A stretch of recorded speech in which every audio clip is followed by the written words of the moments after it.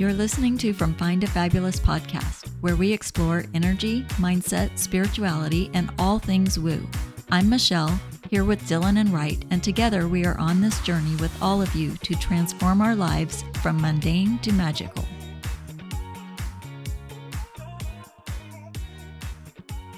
Hello, welcome back. Hello. We made it. Made it for another fantastic episode. I took my helicopter today, so it wasn't too bad. Nice. I saw you waving. Yeah. How was the weather on your helicopter flight? Oh, it's beautiful outside today. Yeah, it's very ideal for helicopters. It is beautiful in Austin, Texas today. Yes.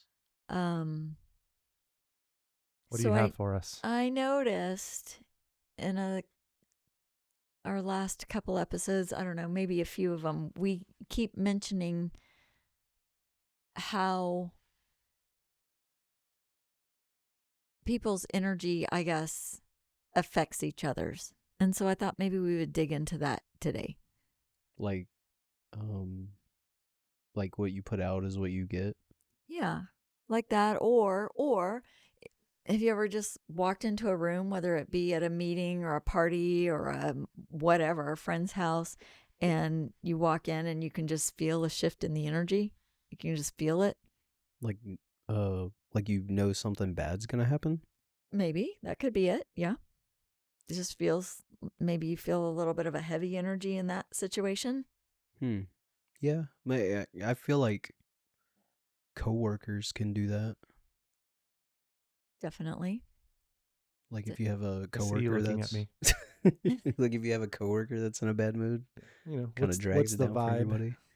Yeah. Because and think about it. I mean, we all have a life, right? And things happen all the time. So of course we're going to go through different emotions in a day, and some days we're just going to have a bad day, or we're going to feel in a grumpy mood, or maybe we woke up on the wrong side of the bed today or whatever, right? So I think that's all pretty normal, and I think we've talked about it before in the past about, okay, but how long are you going to allow yourself to stay there, right? Because Yeah. you absolutely have control over how you're feeling. That is one thing you can control. Because there are a lot of things in life we cannot control, but we definitely can control how we're feeling. And how do we control that? How do we control how we're feeling? I would say you have to have the tools first to Yes. regulate that. So if I do find myself in a bad mood, I'll just take a minute, think about it, pass through, make a decision. Usually if you're in a bad mood, it's because you're telling yourself some story in your head. Yeah. So if something happened, you're telling yourself some story about it that's making you in that bad mood. So you can keep telling yourself that same story. And what's that going to do to your mood? Right? It'll just keep you there. Keep it going, or change the story. And usually you're telling yourself a story about yourself that means something about yourself. What are you making it mean? So if someone said something, someone did something, what are you making it mean about yourself? Because that's when you're usually in some sort of mood. Like you're taking it personally. Yeah, that's a great example.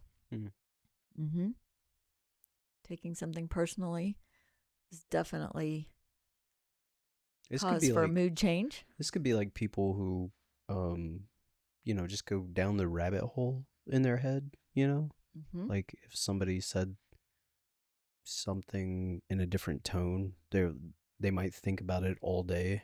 Be like, what did that tone mean? Do they hate me, And again, you see what you just said there? Do they hate me? You made it about you. Yeah, see? Where their tone could have been about a million other different things that had nothing to do with you. Yeah. And they're not even thinking about you. Right. But you're thinking about them thinking about you. Yeah, exactly. So it's like, how do you get anything done after that?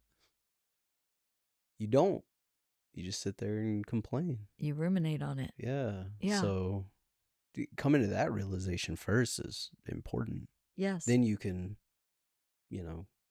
rationalize what's real life and what's not, and move forward. Right. So that's definitely one way that you can control it, right? Is to control what you're telling yourself and control how you feel about certain things. But what about the people who just carry around a certain vibe? Like negative vibe? Yeah, or positive. Oh. Like don't you know certain people who just carry a certain vibe? Yeah. Can you think of one that carries a positive vibe? You. Oh. Yeah. Other than me? That was my first thought. Yeah, I was thinking about you. I was like, you're always happy. That's why we drive down here. Yeah. Yeah, honestly. Yeah, let me think. My mom is usually a pretty positive person. She's very positive. She reads books. She wrote a book. So she's pretty good. Yeah, I look at my mom as a positive person. Yeah, what do you think drives that in people? Like, what do you think makes someone a positive person? I think maybe experiences they've had. I was gonna say the same. Yeah. I mean, it's hard. I mean, it's a challenge to kind of control how you feel and how you react. Well, especially if you don't even realize that you have a choice in controlling it. That could also come down to like your body stores past experiences and traumas, right? Absolutely. If we are reacting to something, it's coming from our subconscious and our past history and our beliefs and whatever we have, past traumas and that we have about ourselves. Whereas if we take a moment and we think it through and then we respond, that's a whole different thing. Yeah. You also have to have communication too. I guess you got to be able to ask that person, like, hey, what did you mean by that?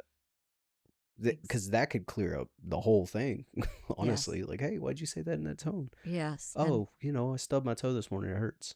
Yes. Oh, okay. Yeah, and tell me how many times, I know you must have an experience where you didn't ask.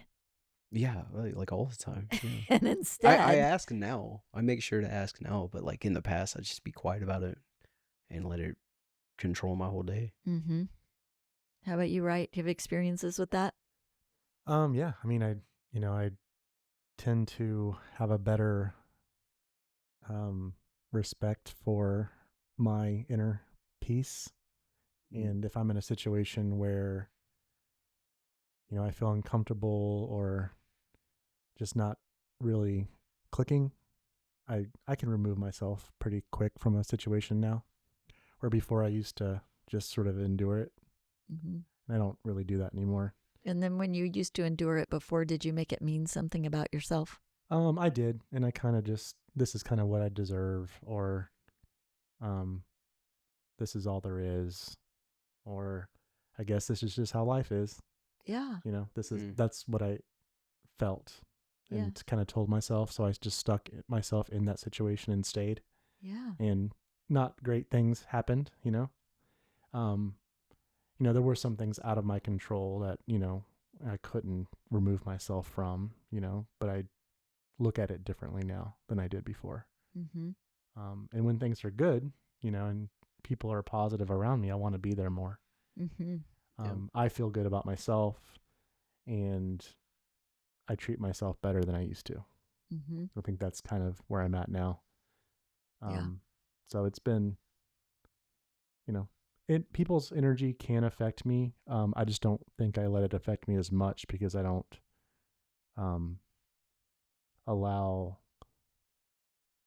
that to affect my mental health, my well-being as much anymore. Mm-hmm. Because I think what you brought up is interesting about, what you would tell yourself. This is just the way life is. Mm-hmm. This is, the situation and I'm stuck with it. And, a lot of people feel that stuckness and don't even realize that they have a choice. Yeah. It was almost like I forgot that life has options. Mm-hmm. That it's a choice for some. Yeah. And I think that, we do get into that kind of, I don't know if it's a roller coaster or if it's what it is, but, where we just feel like this is just the way it is and I'm along for the ride, and whatever comes at me, you're ducking and you're, whatever, or just taking it. Yeah. Just taking it. So I think that's really interesting. And so, we are all creatures of community. We are built to be in community with other people and herds. Yeah, yeah. And so, we have people in our homes and we have people in our jobs and we have people in the restaurant we go to. There's the wait staff that's helping us at our table, and then there's other people sitting around us, and there's people in the stores and at the drive-thrus and at the, we're around people all the time. And so if we realize that, everybody does carry their own vibration or frequency that they're putting out, and it's very easy to be sucked into the lower vibrations, if someone doesn't treat you well. If you've got a waiter who's having an extremely bad day and treats you well, you most likely are wanting to lash back at him, or not give him a tip, or, in some way react in that same level of energy that they're coming at you with, right? Because they say like energy attracts like energy. But if you're conscious of it, you can choose not to be sucked into that, but you can instead put out a higher vibration and hope that that helps elevate that person who's having a bad day or a rough time, or maybe they're having a rough year. You don't know, right? We don't know what's going on in their lives. True. But instead of getting sucked into that and adding to it, putting more of that out in the world, if we can be the little light in their life that in that moment at that one table that didn't get sucked into the same thing, who knows what a difference that could make for that person. I was out yesterday and a lady had apologized. She's like, I'm so sorry for, I think she walked in front of me when she was going into the door first. And I was like, can I pause you just for a second? I was like, you don't have to apologize to me at all. I was like, I actually enjoy being outside and I'm off of work and things are great. You're she looked at me and she was like, yeah, well, I didn't tell her I was laid off. But, she just looked at me. She's like, oh, so maybe the next person she won't say I'm sorry to. She'll just be like, maybe they're just enjoying their day. Yeah. I had an opposite experience. Really? Yeah. Oh, I was at a store and a girl skipped me in line and I had this look on my face like I disapproved and I was upset. And honestly, I wasn't even upset until the guy next to me was like, you gonna let him skip you? Or let her skip you? And I was like, no. But I did.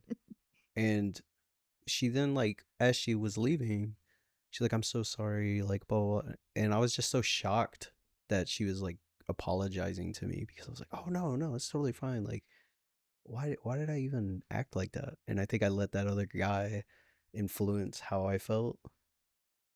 So his energy. Yeah, his energy. He didn't like that happened to me, and he just wanted to see something happen, I guess. Yeah. And so I was like, I reacted. I was not in control. What did that mean to you when she got in front of you? I didn't mean anything at first. Which is why you didn't react. Yeah, I didn't care. And then when the dude said something, the guy something, behind you said something, so then he was making it mean something. Yeah. Right? So you can tell right there where that's a low vibrational guy. Yeah, no judgment. And he pulled me down with him. Exactly, because it's so easy. It's so easy to be sucked into that. I think it's easier I wouldn't say it's easier, but I feel like I've let negativity influence me more than positivity in the past. And I think it's easier sometimes. I think that's normal. It's easier to smile than frown. And I think, too, that part of it is you probably didn't have the self-awareness. The tool set, yeah. To realize that you had a choice. Or that you were even being sucked in by it. You probably didn't, And then next thing you know, you're just in a grumpy mood and you're like, ugh, what is this? Yeah.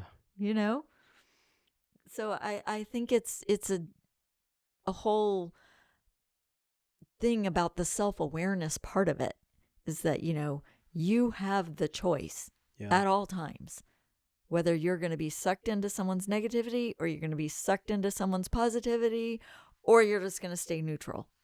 Because there's something about being neutral also, right? I try to stay in the middle on everything.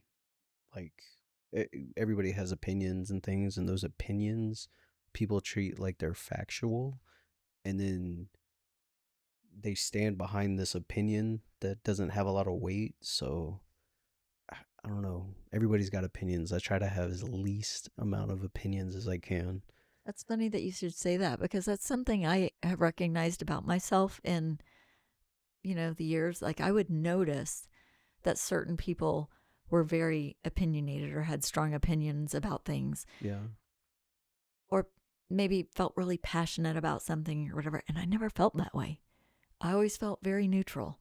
Mm-hmm. And so I wondered if there was something wrong with me, that I didn't have a strong opinion about this or a strong opinion about that, but I just felt either way.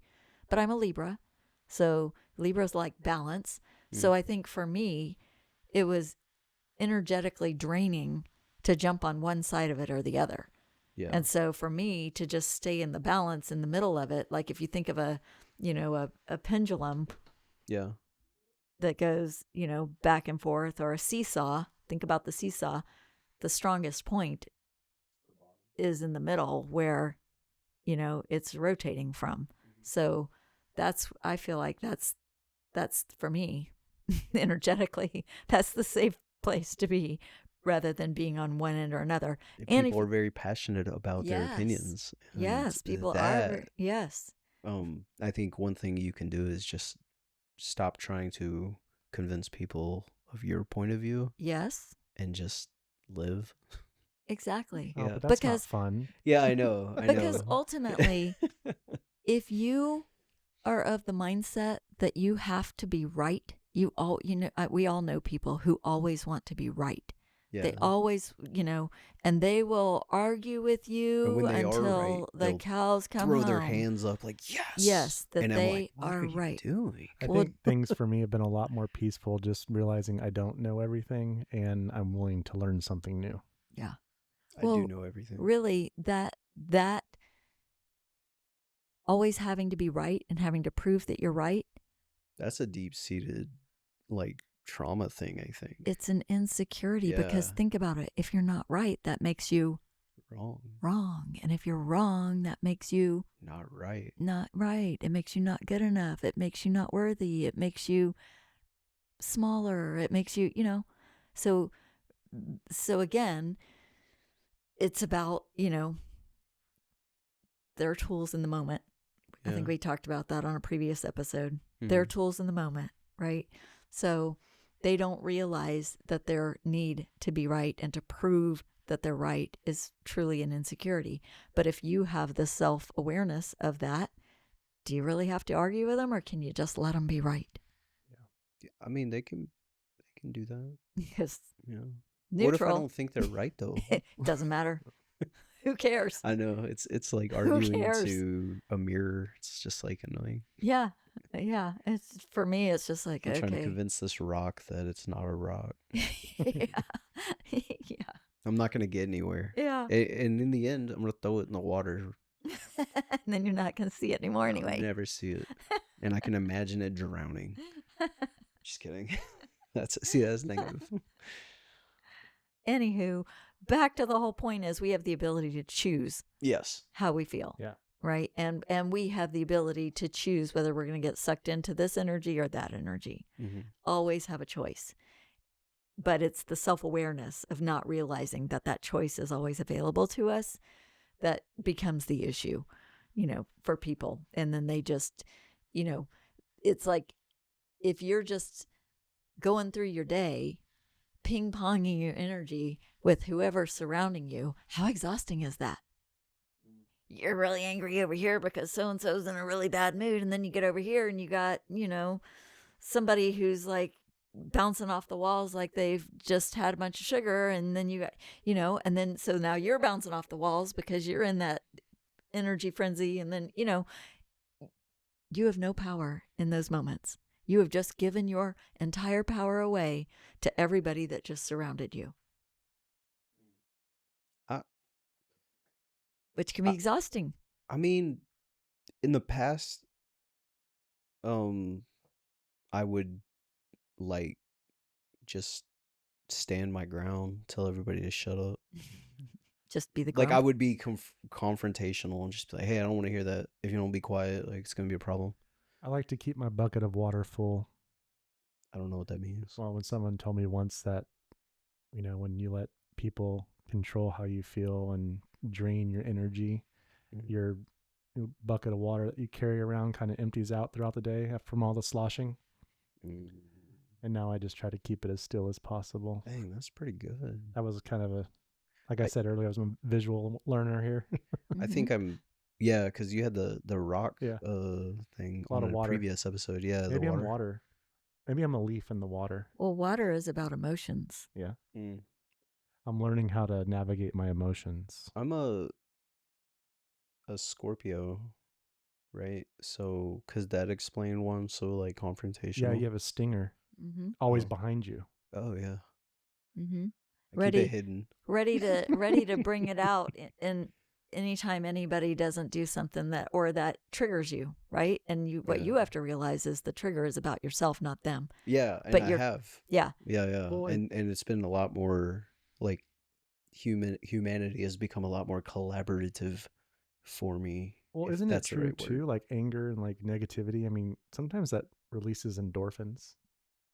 And it's almost like a rush. Oh, like it's like a rush. Yeah. Well, yeah. Well, then I should be a cage fighter. But I didn't do that. But there's no energy that's completely good or completely bad. Yeah. So like what you just said, if you have anger and you are releasing those endorphins and whatever is happening, it can help you in that moment get a lot of things done in a short amount of time because you've got that, momentum behind you. Yeah. But typically, if that's the way you lead your life, working in that way, you're not going to be able to motivate people to go along with you because they're not going to be motivated by that, because usually it's by force. Yeah. Putting fear into them. It's short-term results. Yes. It's not sustainable for the person, experiencing it, or the person under their influence either, So neither one are just completely good or completely bad. There's definitely benefits to it. But, in the long run, if you can manage the energy in a different way, you'll have more support and more motivation from other people to help you get where you really want to go, rather than trying to just forcefully make them do what you want. Yeah. Like, you better stop saying that or else it's not going to be good, that kind of thing. Yeah. So, yeah. And we run into, all of these energies everywhere we go. Like we said, out in public, in our homes, and so just think about it. If you have been at work all day and you had a particularly stressful day because someone else's energy was off, or because things, didn't go quite right or whatever, and you take that energy home with you and you lash out at your person at home, well, what do you expect to get back from them? Negativity. They're just going to lash back out at you, So you have to remember that like energy attracts like energy, and think, okay, well, what do I want to receive back? I've been stressed all day. I've had all these things going on. I'm grumpy. So what do I want to experience now when I go home? And then how can I control what I'm putting out to get that back? Because it's a mirror. Mirror. Self-reflection. Mm-hmm. I almost said on the wall. Yeah. So, it's like people reflect back to you what you're putting out. Yeah. So I have a theory. What's your theory? People that act like that never learned that they weren't the center of the universe, and like everything's about them. Mm-hmm. Or it's their mask. Yeah, because they never like took themselves in the third person and looked at themselves amongst their peers and been like, what's going on here? You know, you have to be able to like look at yourself and analyze and try to figure out what makes you tick.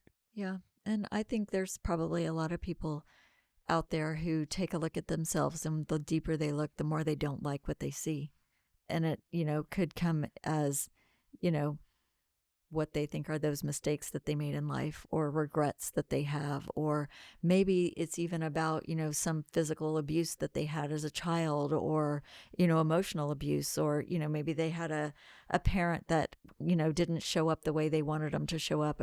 There's something way down there. And so, they use this superiority thing or whatever to try to be the center of attention, because in their childhood, they were not the center of attention, or the attention they got was traumatizing. It harmed them in some way.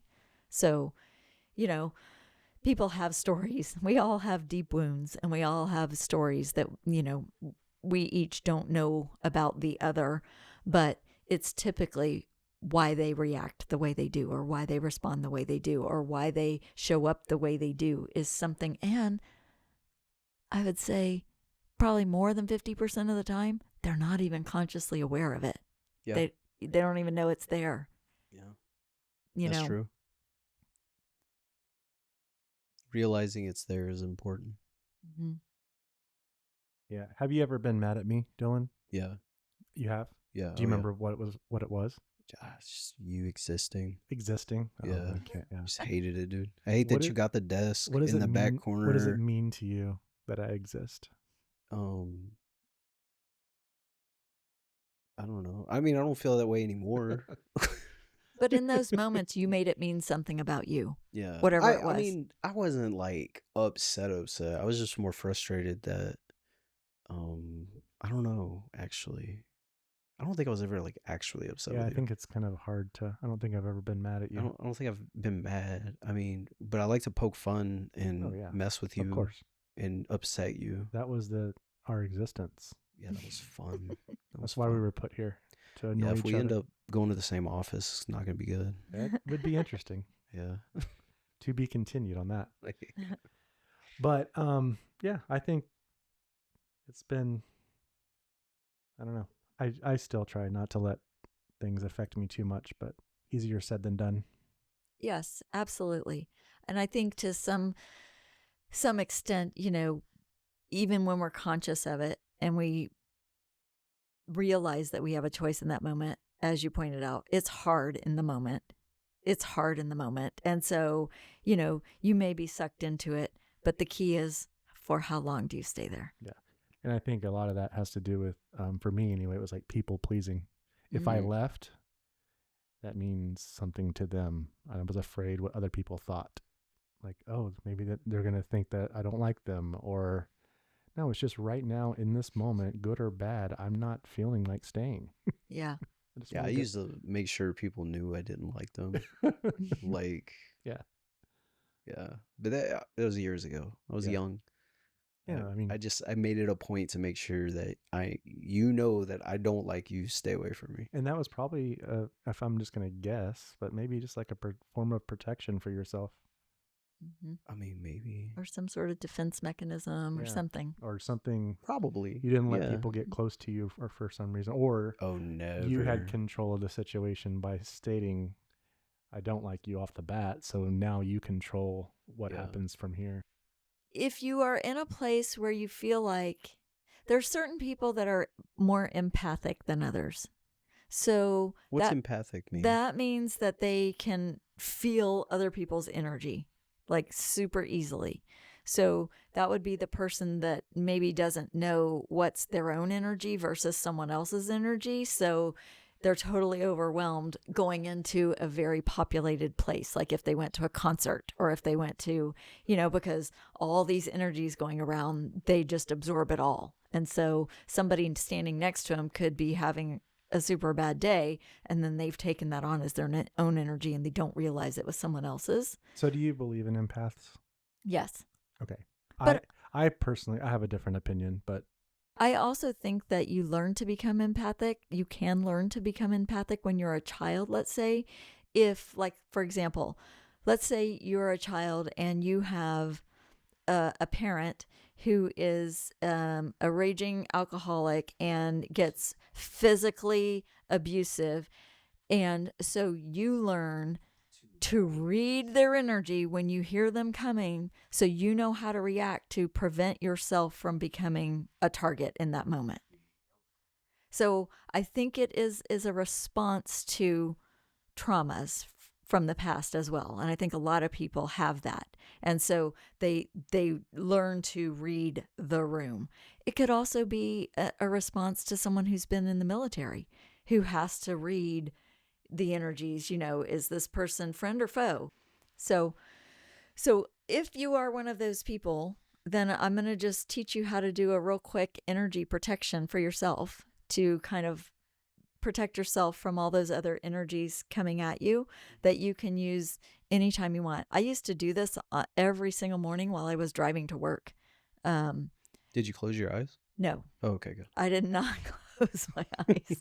No. Meditate while you're driving? It's super simple. You don't have to close your eyes to do this. Like I said, I used to do it on my way to work. Not that I felt like I was super surrounded by negativity or anything by that means, but I don't know, maybe I had talked to a psychic or something one time that told me I needed to protect my energy, and she just taught me how to do it. And so I was like, oh, okay, this is super simple, easy. So I did it. But for people who feel like they really need it, try it out and see if you think it helps you. So basically all you have to do is just imagine that you call in your angels and your guides, whoever your helpers are, ask them to help you cut any ties to any energy that you have picked up that is not your own, that you've picked up from any other person, place, thing, situation, whatever, and just visualize that you're, or actually brush off your arms, brush off your legs, like you're brushing it away from you. Like Jay-Z. Yes. Brush it off. My shoulder, yeah. Dirt. And just ask them to help you cut all ties from that old stagnant energy that's not helping you. So once you've done that, then ask them to help you create a circle of white light all around you, like a sphere, so that you're in a big bubble, like 20 feet all around you in all directions of this white light energy. And that within this white light energy, none of the energy from any other person, place, situation can infiltrate your sphere, your bubble of energy that is not without your choosing. Okay. So remember, when you're in your sphere, your own negative energy is in there with you. Okay. So if it's your own, it's still there, but you're just asking to prevent anyone else's energy from infiltrating. And then once you've asked for that, you envision this white light circle bubble sphere around you, then just thank your angels and guides for helping you protect with this white light energy and go on about your day. So super simple, super easy. You can do it in the car. You can do it, whatever. And if you're going to an event where there's going to be a bunch of people, you can do it then.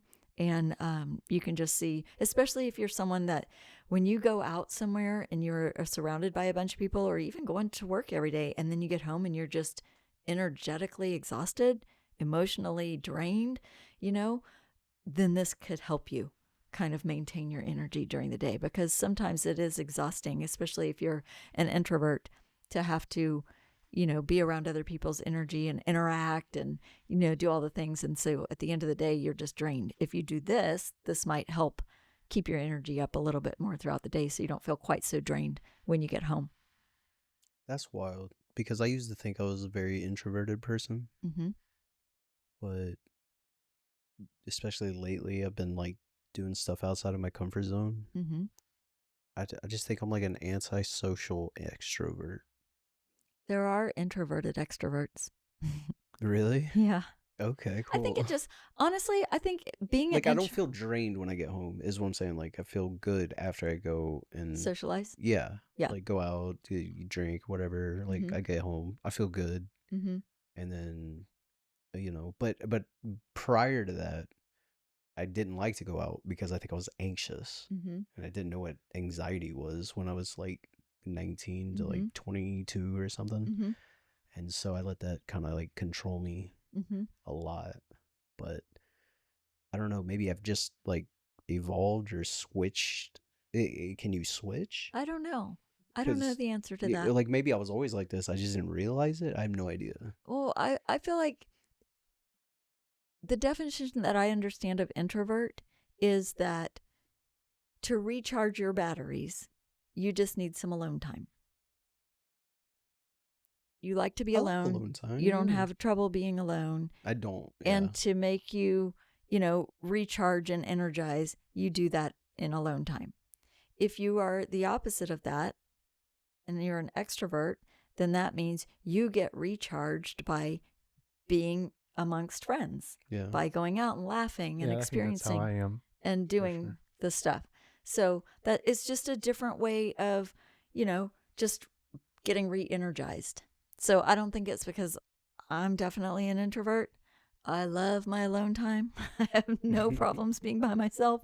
I could stay home for a week and not go anywhere and be perfectly fine. I have great conversations with myself in my head. So, But you're not completely alone. You have Sage. I do have my dog. Yeah. But I feel like I'm kind of extroverted too. Like I like to socialize with people and I like to interact with people and I like to talk to people and I like to talk about different things and, I enjoy.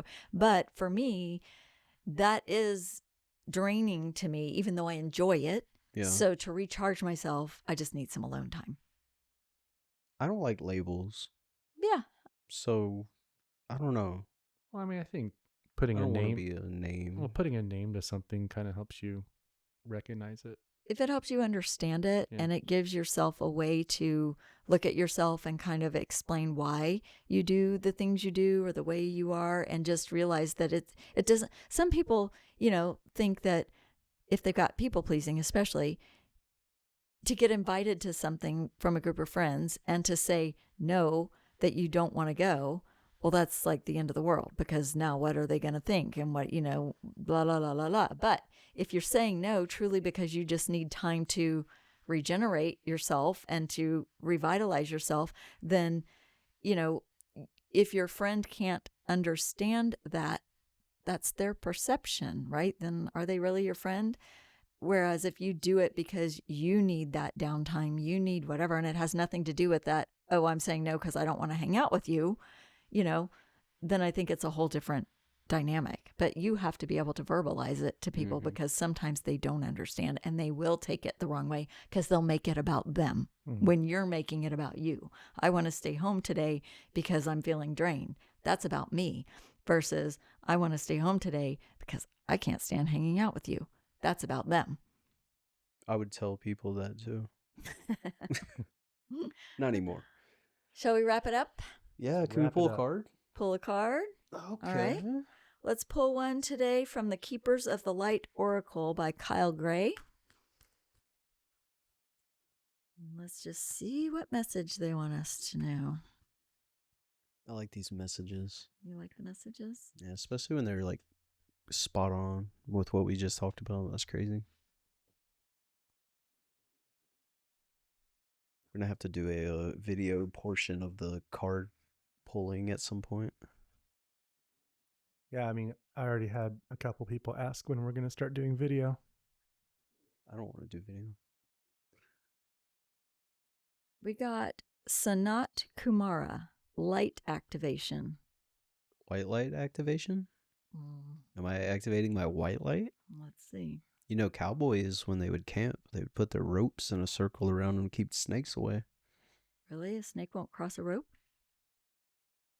They believed it. Superstition? Yeah, maybe it was a superstition. I think it was proven to work. Like, snake comes up to an obstacle and just goes in a different way. Like a Roomba? Maybe. Yeah. All right, here's our card. It says, shine your light. Your internal guidance is coming through loud and clear. Sanat Kumara, which means eternal youth, is an advanced cosmic light being who is dedicated to helping the earth rise up towards the light. He is, as far as I'm concerned, the leader of the Keepers of the Light. He has been acknowledged as a god in Hinduism and in the, oh my gosh, I don't know this word, Mahabharata story, Mahabharata story. Hakuna Matata?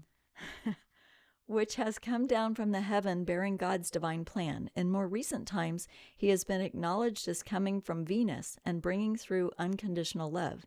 He has eyes that are made of the cosmos, with the ability to penetrate the soul and activate its brightest light yet. He can seem otherworldly because his looks are beyond human. He is a being of the light, shining with the purest intentions. He is the twin flame of Lady Venus. Together they activate the heart and light of those who welcome their help, so they can shine brighter than ever. The extended message is, you are here to light up the world. You may feel that you are being pushed or that there is a lot going on at once, and this is because your energy is magnetic to others, and they want it in their life. Take the time to listen to your inner voice. Remember the cosmic light of heaven and draw it into you. That is all you need to do to inspire the world. And isn't that funny that we were just talking about how our energy is reflected out, and either the negative pushes us away or we get sucked into it, or the more positive, we want to be around it more. That's wild. I like it when people give off good energy and don't take away from other people. Yeah, I feel like it makes you just feel good. Yeah. It just makes you feel good. And if you can leave a social engagement or a work environment or a podcasting situation with each other, and you're leaving feeling good, better than you did when you got there, and not drained and exhausted, I think that's a win. I agree. We can end today with the win then. Yeah. Ending with a win. All right. Well, until next time. Sounds good. See you soon. See ya. Thank you so much for joining us for this episode. We are truly grateful for each of you. If you enjoyed this episode, please be sure to follow us on whatever platform you are listening. If you're listening on a podcast platform, please consider leaving a review. If you're listening on YouTube, be sure to like, subscribe, and hit the notification bell so you're alerted when new episodes are released. Please also leave comments. We would love to know what you think. You can also share this with someone that you think might enjoy our content. Any interaction with the channel truly helps it grow. You can also email us at michelle@fromfinetofab.com, and that's Michelle with 2 L's. Until next time, be fabulous. This podcast is meant for entertainment purposes only. We are not medical, legal, or financial professionals, so always consult a qualified expert before making any changes to your life.